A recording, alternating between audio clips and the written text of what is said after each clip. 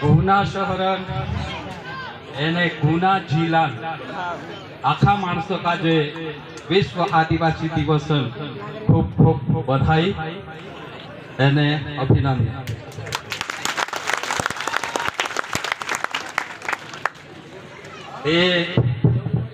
या सारी सत्या मार्ग था पहला साथी अपनी बात देखाड़िया कि मैं भी बात देखाड़ी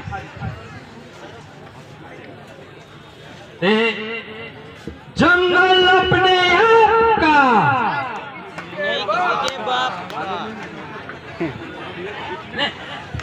मालूम नहीं है करी पोछो काई कोहण ये छे जंगल अपने आप का मैं कोई तुम कोसू नहीं किसी के बाप का। अरे जंगल अपने आप का नहीं किसी के बाप का। जंगल अपने आप का नहीं किसी के बाप का। अरे जमीन अपने आप की नहीं किसी के बाप की। जमीन अपने आप की नहीं किसी के बाप की। अरे पानी अपने आप का नहीं किसी के बाप का। पानी अपने आप का नहीं किसी के बाप का। हवा अपने आप की नहीं किसी के बाप की। क्यों मैं बोल रहा हूँ? क्योंकि तो मैं क्यों इसलिए बोल रहा हूँ क्योंकि आजादी के पहले यहाँ बहुत कम मेरे जैसे पगड़ी वाले लोग हैं, गिनती के 1%। बाकी पूरे जो है बिना पगड़ी के लोग इकट्ठे हुए। साथियों मैं इसलिए बोल रहा हूं कि जब हमारा देश आजाद हुआ तो 15 अगस्त के दिन सारे यही लोग जो है भारत माता की जय वंदे मातरम बोलने वाले, लेकिन जो मैंने नारा लगाया वो कोई नहीं बोलने वाला। इसलिए मैं आपको ये बता रहा हूं कि आजादी 1947 में मिली, लेकिन ये आजादी दूसरे लोगों की आजादी। हम गुलाम थे। कब गुलाम थे?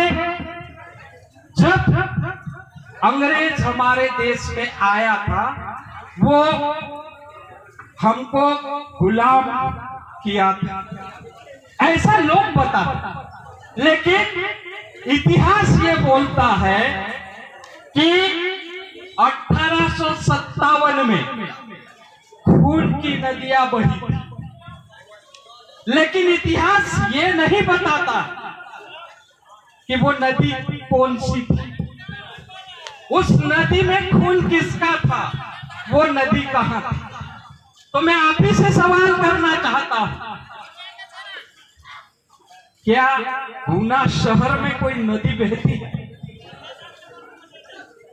नहीं है ना। नदी तो हमारे गांव में बहती है। तो जब नदी गांव में बहती थी तो उस नदी में खून किसका होगा? हमारा होगा ना। तो देश की आजादी की लड़ाई में सबसे ज्यादा हमने लड़ाई की, हमारे पूर्वजों ने लड़ाई की, वो जिनकी हमने फोटो लगाई।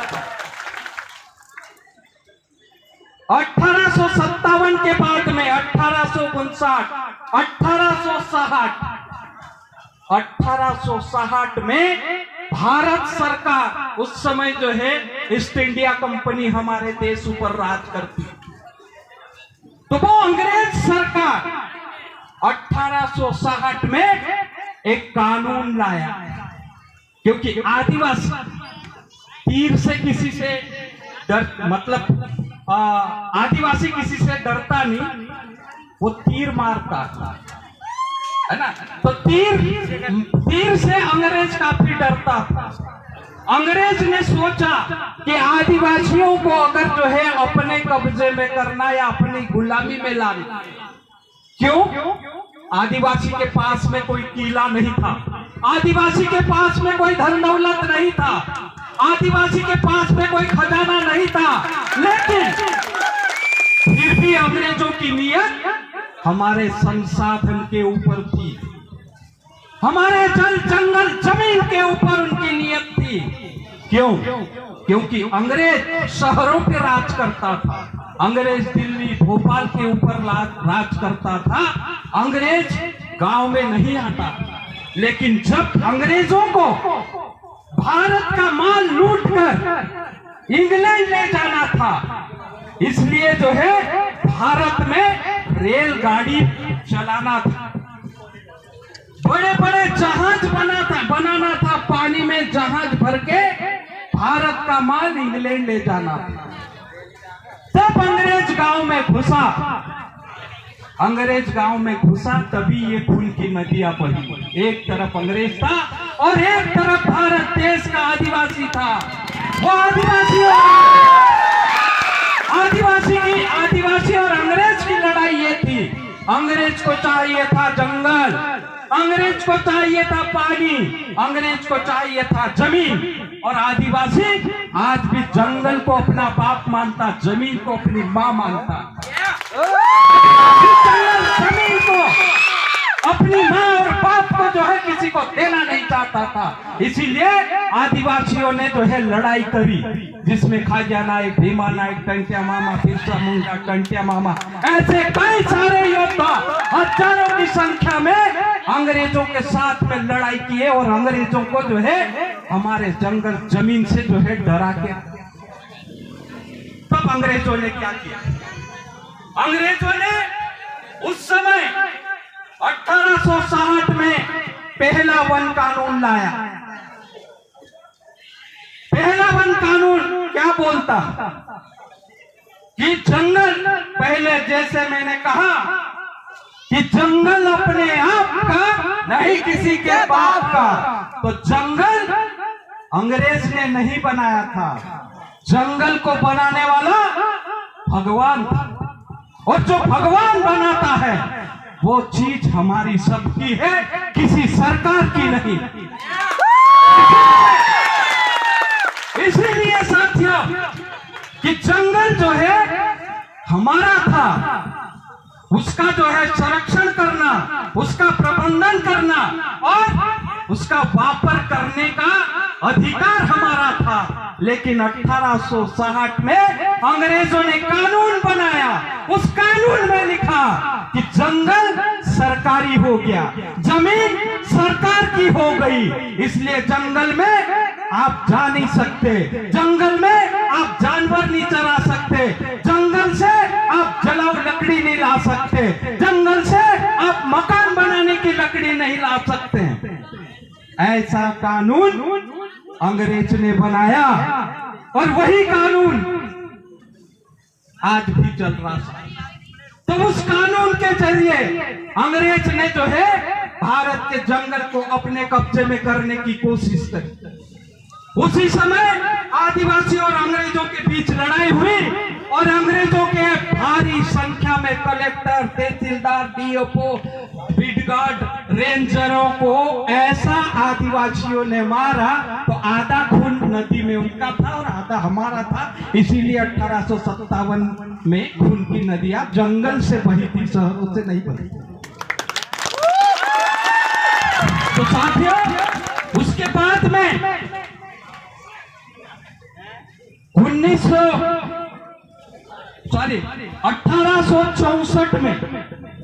1864 में अंग्रेज सरकार ने जर्मन से एक वैज्ञानिक को बुलाया। उस वैज्ञानिक से यहां पर जाके जंगल को अपने हाथ में कैसा रखेंगे, तो वो डाइट्रिक हैड्रिक को यहाँ के वन के कमिश्नर बनाया गया और वो वन का कमिश्नर डाइट्रिक हैड्रिक ने जो है जंगल को 3 भागों में बांटा, आरक्षित, संरक्षित और ग्राम वन। ऐसे 3 प्रकार के जंगल को बांटा। ग्राम वन मतलब छोटे छोटे झाड़ वाला जंगल जहां लोग रहते हैं, लोग उसमें वापर करते हैं वो, और संरक्षित जंगल जो राज्य के कब्जे में होगा, राज्य सरकार उसके ऊपर नियंत्रण नियंत्रण करेगा। और रिजर्व जंगल, रिजर्व फॉरेस्ट जिसको बोलते हैं, वो केंद्र सरकार के हाथों में रहेगा। जो बड़े बड़े पेड़ होंगे वो केंद्र के होंगे, उससे थोड़े से छोटे होंगे वो राज्य के होंगे, और टूटा फूटा वन हमारा होगा। तो हमारा जंगल जो है डाइट्रिक हाइड्रिक ने छीनकर उनके लिए रेल चलाने के लिए और जहाज बनाने के लिए रिजर्व कर दिया। तो उसी को लेकर साथियों लड़ाई हुई। उसके बाद में भारत सरकार ने 1927 में वन अधिनियम बनाया। उसके बाद 27 में जिस प्रकार से जो है जंगल को जो है काटा गया, 27 में जो वन अधिनियम बनाया, उस अधिनियम में कंपनियों को कैसा जंगल दे सकते हैं ऐसा जो है अधिनियम लाया। लोगों से मांगकर कंपनियों को कैसे जंगल देना। तो ये 1927 में कानून लाया। उसके बाद में जब 1947 में देश आजाद हो गया तो सारा जंगल जैसा अंग्रेजों का था वैसा ही जंगल भारत सरकार के पास में चले गए। तो भारत सरकार का हो गया वो जंगल। लेकिन उसी के बीच में साथियों जब 1857 की क्रांति हुई, उसके बाद में अंग्रेज सरकार परेशान हो गया कि आदिवासी को क्या तकलीफ हो गई, क्यों हमारा विरोध कर रहा। तब जाके अंग्रेज सरकार ने एक कमेटी गठित करी जिसका नाम था साइमन कमीशन। साइमन कमीशन पूरे देश में जो है घुमा और पूरे देश के आदिवासियों की समस्या को जाना। साइमन कमीशन की रिपोर्ट भारत सरकार के पास में पेश की गई। साइमन कमीशन की रिपोर्ट में यह लिखा था कि आदिवासियों को जो है धन दौलत नहीं चाहिए, आदिवासियों को सिर्फ जो है जल जंगल और जमीन चाहिए। तो उसी को लेकर साइमन कमीशन की रिपोर्ट भारत सरकार को आने के बाद में भारत सरकार ने एक कानून बनाया। अंग्रेज सरकार ने वो कानून बनाया, उसका नाम था government of India act 1935। Government of India act 1935 ये कहता था कि आदिवासियों को सुरक्षित रहने के लिए जल जंगल और जमीन उनको दिया जाना चाहिए। तब जो है गवर्नमेंट ऑफ इंडिया एक्ट की 2 धारा रखी गई। एक धारा 91 और दूसरी धारा 92।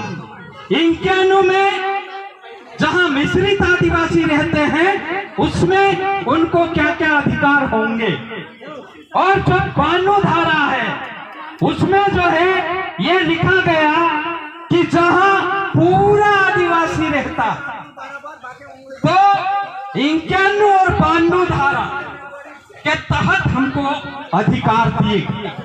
तो वो अधिकार के तहत हम 1935 में स्वतंत्र हो गए थे। 1935 में जल जंगल और जमीन हमको अंग्रेज ने दे दिया। लेकिन जब 1947 में देश आजाद हुआ और 1950 में भारत का संविधान लिखा गया, तो उस समय भारत के संविधान के रचयिताओं ने लिखा कि जो आदिवासियों के हक अधिकार है, वो हक अधिकार जो अंग्रेजों ने 1935 में जो व्यवस्था दी थी आदिवासियों की, धारा 91 और 92, उसी को जो है संविधान में, संविधान के अनुच्छेद 244(1), संविधान का अनुच्छेद 244(2), संविधान के अनुच्छेद 244(1) यानी कि 5वीं अनुसूची क्षेत्र, संविधान का अनुच्छेद 244(2) मतलब 6ठी अनुसूची। तो यह संवैधानिक रूप से व्यवस्था हमारी लड़ाई के बाद, हमारे पूर्वजों की लड़ाई के बाद, हमारे खून जाने के बाद ये संविधान में व्यवस्था हमको मिली थी। लेकिन ये व्यवस्था मिलने के बाद में भी आज जंगल में हम चोरी जैसा जीवन जी रहे हैं। राजस्व विभाग में भी जमीन पर हम चोर जैसे जो है जी रहे हैं। कहीं न कभी भी पुलिस आके पकड़ ले जाता, कभी फॉरेस्ट आके पकड़ ले जाता, कानून कायदा जो है पता ही नहीं। तो इस प्रकार से जो है व्यवस्था संविधान में है साथ। उसके बाद में अगर वन की बात करें तो वन में जिस प्रकार से 1998 में भारत सरकार ने आदिवासियों को जंगल से बेदखल करने के लिए एक रिटायर्ड कंजर्वेटर उसको जो है पर्यावरणवादी बताकर सुप्रीम कोर्ट में केस लगवाया।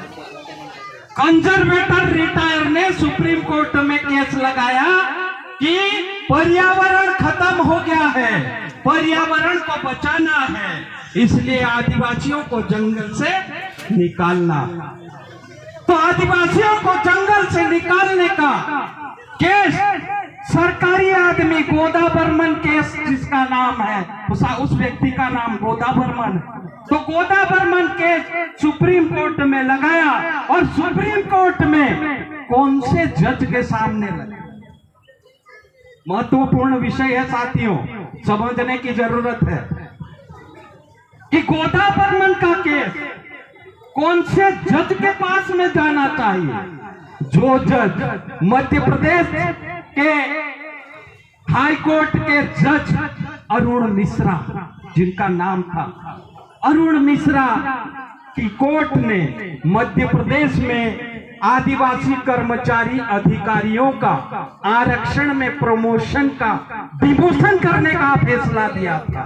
वो जज का प्रमोशन मध्य प्रदेश सरकार ने करके सुप्रीम कोर्ट में बिठाया था और वो आदिवासी विरोधी सुप्रीम कोर्ट का जज, उसी के सामने ये गोदा बर्मन ने जंगल से आदिवासियों को निकालने के लिए केस लगाया 1998। उस केस का फैसला आया साथियों सन 2000 में। सुप्रीम कोर्ट ने फैसला दिया कि भारत में 13 लाख ऐसा आदिवासी परिवार जिनके पास में कोई भी अधिकार जंगल में रहने का नहीं है, इसलिए 13 लाख आदिवासी परिवारों को जंगल से बेदखल करने का आदेश सुप्रीम कोर्ट ने दिया। उस आदेश के खिलाफ में पूरे देश के आदिवासी इकट्ठे हुए और सुप्रीम कोर्ट के विरुद्ध में लड़ाई हुई और सुप्रीम कोर्ट की जो आदेश था उस आदेश के खिलाफ में पूरे देश के आदिवासी इकट्ठे होकर लड़ाई किए। तब 2005 में सुप्रीम कोर्ट को अपना फैसला बदलना पड़ा। आदिवासी की लड़ाई है साथियों, कभी आजादी के समय लड़ाई हुई और आज भी जो लड़ाई हुई है आदिवासियों की, तो सुप्रीम कोर्ट के फैसले को बदल दिया 2005 में। उसके बाद में साथियों जब सारे आदिवासी देश के इकट्ठे हुए, सारे जन संगठन इकट्ठे होने के बाद में सन 2002 में इकट्ठे होकर इज्जत से जीने का अधिकार मंच का गठन किया और उसके बाद में ये सारे संगठन मिलकर देश की सरकार के खिलाफ में आंदोलन किए, संसद का घेराव किया और संसद को एक बिल बना के दिया और उसके बाद में संसद को इतना मजबूर कर दिया कि 2006 में वन अधिकार मान्यता कानून 2006 को लाना। वन अधिकार मान्यता कानून 2006 क्या कहता है? वन अधिकार मान्यता कानून 2000 ये कहता है कि जंगल में रहने वाले आदिवासियों को उनके पारंपरिक सीमा के अंदर आने वाला सामुदायिक संसाधन के ऊपर उनको सामुदायिक अधिकार मिले। 13/12/2005 के पूर्व से अगर कोई आदिवासी जंगल जमीन पर खेती करते आया हो तो उसको 10 एकड़ का पट्टा मिले। और वहां पर जो है जिस प्रकार से 1927-1960 का जो कानून था वो कानून खत्म हो गया साथियों, और अभी जो है नया कानून आने से आपको वन अधिकार का पत्र दिया जा रहा, सामुदायिक अधिकार दिया जा रहा, जंगल से जो है आपको मछली मारने का अधिकार मिल रहा है, जड़ी बूटी लाने को अधिकार मिल रहा है, जलाऊ लकड़ी लाने का अधिकार मिल रहा है, घर बनाने का अधिकार मिल रहा है। उसके बाद में जो है आपको जो है सार्वजनिक काम अगर करना है, सार्वजनिक काम जैसे स्कूल, आंगनवाड़ी, दवाखाना, सोसाइटी भवन, तालाब बनाना है, बिजली का खंभा लगाना है, टेलीफोन का खंभा लगाना है, और तालाब बनाना है, सड़क बनाना है, ऐसे सार्वजनिक काम के लिए आप जो है चाहे रिजर्व फॉरेस्ट का जंगल क्यों ना हो, वहां पर 2.5 हेक्टर जमीन आपकी ग्राम सभा ले सकती है। उसमें डीएफओ रेंजर से परमिशन की जरूरत नहीं। तो सार्वजनिक काम के लिए आपको आपकी ग्राम सभा पावरफुल है। ग्राम सभा ने फैसला ले लिया यहाँ स्कूल बनाना है फॉरेस्ट की जमीन पे, तो आपको कोई पूछने की जरूरत किसी को नहीं। साथ साथ साथियों, अगर रिजर्व फॉरेस्ट का इलाका है और वहां पर जो है बड़े बड़े पेड़ खड़े हैं, तो उन पेड़ों को 75 पेड़ को काटने का अधिकार आपके गांव की ग्राम सभा को है। तो ये अधिकार आदिवासियों ने 2006 में जो है लड़के लिए। दूसरा साथियों कि जिस प्रकार से हम जमीन की बात करते हैं, तो जमीन पर जिस तरह से जो है हमारे ऊपर तरह तरह के कानून लगाकर हमको जो है जेल भेजा जाता, लेकिन 1996 में जब पंचायत उपबंध अनुसूचित क्षेत्र पर विस्तार अधिनियम आया, तो विस्तार अधिनियम में साथियों ये कहा गया है कि संविधान के भाग 9 का विस्तार करना। क्या है भाग 9? संविधान के भाग 9 का विस्तार करना है। मतलब संविधान के भाग 9 पंचायत के अधिकार की बात कर, पंचायत के क्षेत्र के अधिकार की बात कर। तो भाग 9 ये है कि आदिवासी गांव में जितने भी सरकार के 126 कानून लगते हैं वो कानून हट जाएगा। जो आदिवासी इलाका है, आदिवासी गांव है, उस गांव में जो है ग्राम सभा पावरफुल हो। सरकार के 126 कानून अभी तक जो चल रहे थे वो 1996 से वो सारे दूसरे कानून जो दूसरे इलाके में लगते थे वो सारे कानून हट जाएंगे और यहाँ आदिवासियों के कानून चलेंगे। आदिवासियों के क्या कानून? आदिवासियों का कानून, आदिवासियों का कानून आप बोलते हैं ना हमारी रूढ़िगत ग्राम सभा। तो ग्राम सभा 3 प्रकार की होती। पहले जब अंग्रेज का राज नहीं था, आर्यों का राज नहीं था, मुगलों का राज नहीं था और हमारे देश की सरकार का राज नहीं था, तो सिर्फ एक ही ग्राम सभा चलती थी, वो रूढ़िगत ग्राम सभा। रूढ़िगत ग्राम सभा में कौन होता? रूढ़िगत ग्राम सभा में हमारे बाप दादा जिस प्रकार से जो है अपने गांव समाज को संचालित करते थे, वही कानून कायदे, जैसे कि लड़ाई झगड़े का कानून, लड़ाई झगड़ा हो जाता तो निपटारा करने का अधिकार, फिर शादी का झगड़ा होता, लड़का लड़की शादी करते, लेकिन जो है हमारी समाज में लड़की स्वतंत्र है, लड़की स्वतंत्र है। अगर लड़की किसी लड़के के साथ में शादी करती और लड़का पसंद नहीं आता तो लात मार के जो है वो अपने बाप के घर आ जाती और दूसरी शादी करती। लेकिन दूसरी समाज में ऐसा नहीं।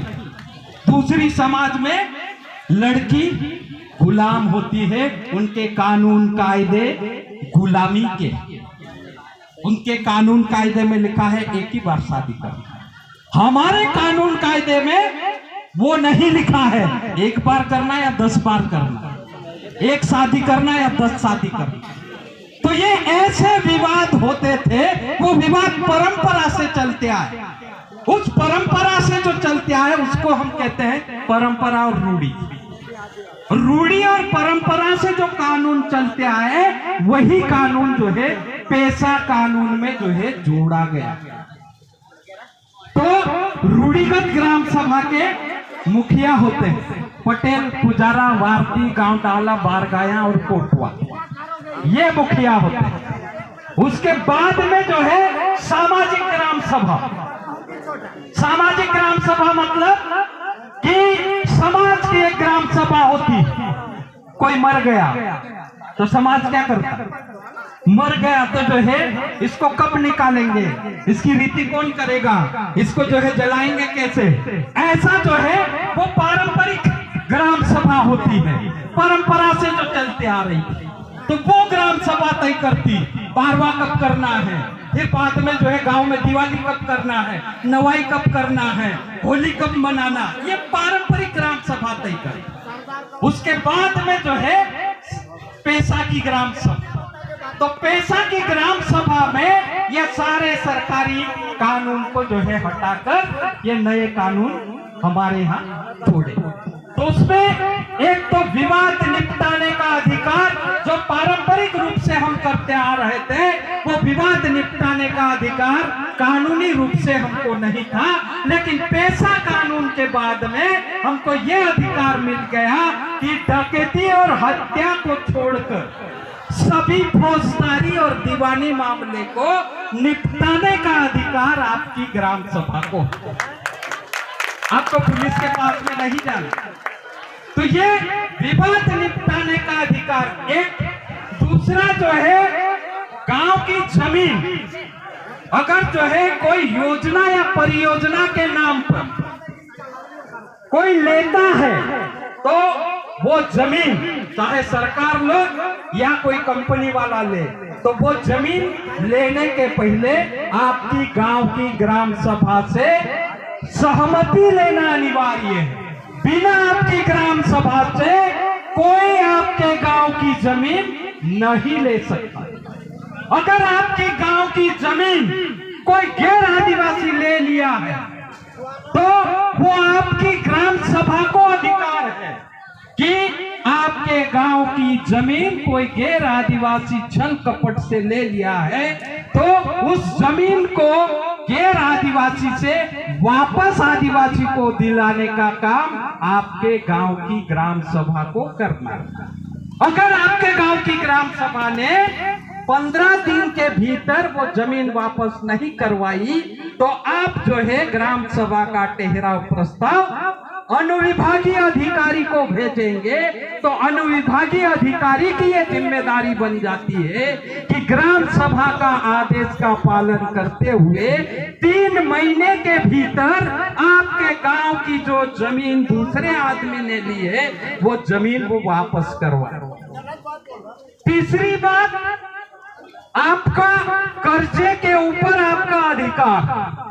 आपके गांव में कोई दुकानदार या कोई व्यापारी या कोई बैंक वाला आपको कर्जा देता है तो कर्जा देने के पहले आपके गांव की ग्राम सभा से सहमति लेना पड़ेगा और वहां का तहसीलदार के यहाँ जाकर जो कर्जा देगा वो तहसीलदार से रजिस्ट्रेशन प्रमाण पत्र लेगा और वो रजिस्ट्रेशन प्रमाण पत्र तहसीलदार जब उस व्यापारी या बैंक को देता है तो उसकी एक कॉपी आपकी पंचायत को देगा।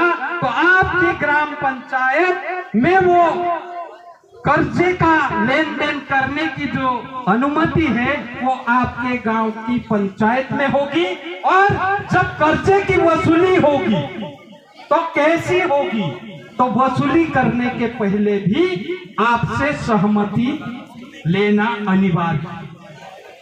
तीसरी बात कि आपके गांव में शराब की बिक्री करना है या नहीं करना है, शराब को बनाना है या नहीं बनाना है। तो आपके गांव में अगर सरकारी दुकान कोई शराब का दुकानदार या ठेकेदार लगाता है तो आदिवासी इलाके में शराब की दुकान पूर्ण रूप से प्रतिबंधित है। लेकिन अगर कोई गैर कानूनी ढंग से लगाता है तो आप जो है आपकी ग्राम सभा में प्रस्ताव पास करके अगर कलेक्टर को देंगे तो वो दुकान बंद हो। उसी के साथ में साथियों कि जिस प्रकार से पानी की हम बात करें तो पानी के ऊपर भी नियंत्रण करने का अधिकार आपकी गांव की ग्राम सभा का, क्योंकि पानी आपके गांव के सीमा के अंदर आने वाला सामुदायिक संसाधन, तो संसाधन के ऊपर अधिकार आपके गांव की ग्राम सभा का। इसलिए आप जो है पानी के ऊपर नियंत्रण करने का अधिकार आपका।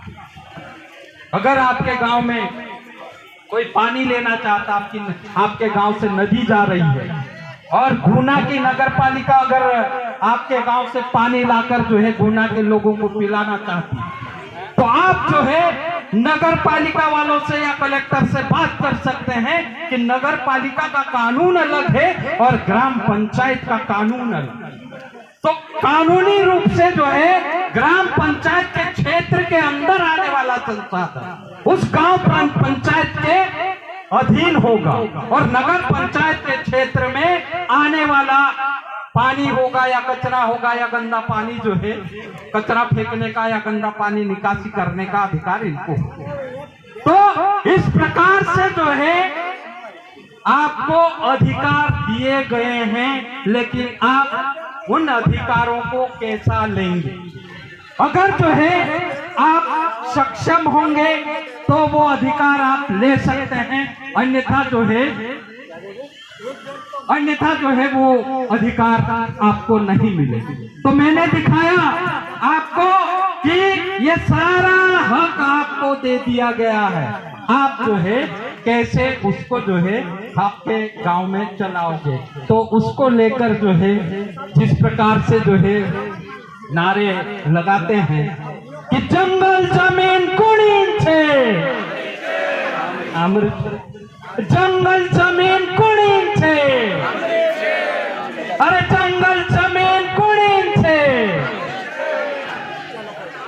कहा कोई रिया भाई मैं कानूनन बात देखाड़ी, कानूनी रूप से जंगल जमीन पर हमें आमरी मालकियत छे, हम मालिक छे।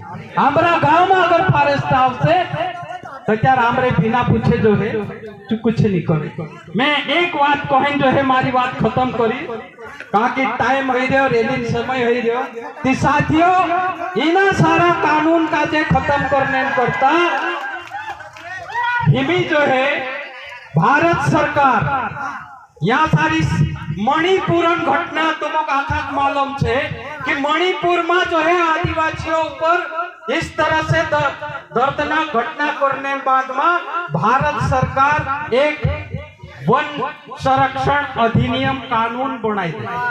बिना कानून में फॉरेस्ट विभाग का जे गोली मारने अधिकार जोड़ के कोई भी आदमी धार हथियार लेकर जंगल में घूमते हुए पाया गया तो उसको गोली मारने का अधिकार।